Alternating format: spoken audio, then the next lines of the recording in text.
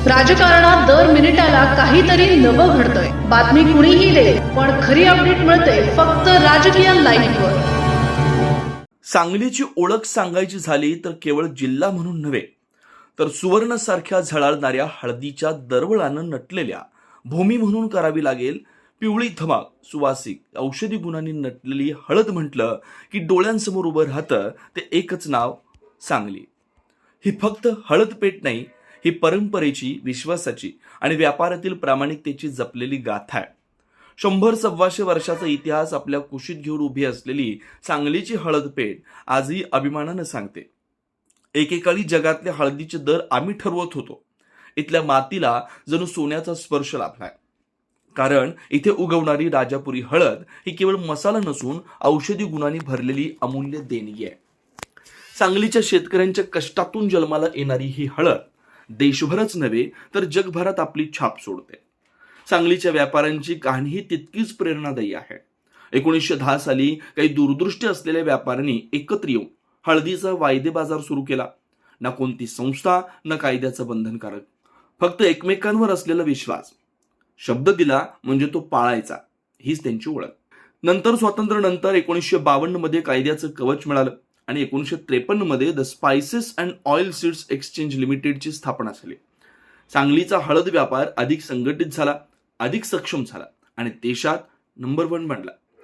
आज सांगलीच्या मार्केट यार्डात वर्षाला 17 ते 18 लाख क्विंटल हळदीची आवक होते आणि हजारो कोटींची उलाढाल होते. हा फक्त व्यापार नाही, तर हजारो कुटुंबाच्या जगण्याचा आधार आहे. 60 ते 70 अडते, तितकेच व्यापारी, हजारो हमाल, निर्यातदार आणि त्यांच्या श्रमातून उभी राहिलेली एक भक्कम अर्थव्यवस्था. देशाच्या कानाकोपऱ्यातून हळद सांगलीकडे येते. आंध्र प्रदेशातील कडाप्पा, तेलंगणातील निजामाबाद, तमिळनाडूतील इरुड सालेम, कर्नाटकातील बेळगाव, विजापूर, पण भाव मात्र ठरतो सांगली. हीच सांगलीच्या बाजाराची ताकद आहे. सांगलीच्या बाजारात लिलावाची एक वेगळी रंगत असते.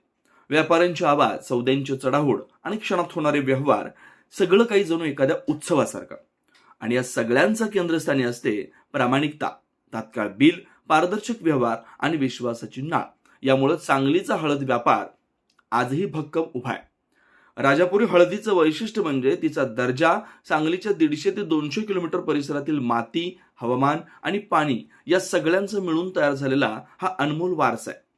पूर्वी ही हळद राजापूर बंदरातून निर्यात होत असे, म्हणून तिला राजापूर हे नाव मिळालं. हळद हे केवळ पीक नाही, तर 9 महिन्यांची साधना आहे. जमिनीखाली वाढणारे गड्डे, वर कर्दळीसारखी डोलणारी पानं आणि शेतकऱ्यांच्या घामानं फुललेलं पीक. एप्रिलमध्ये लागवड आणि डिसेंबरमध्ये काढणी.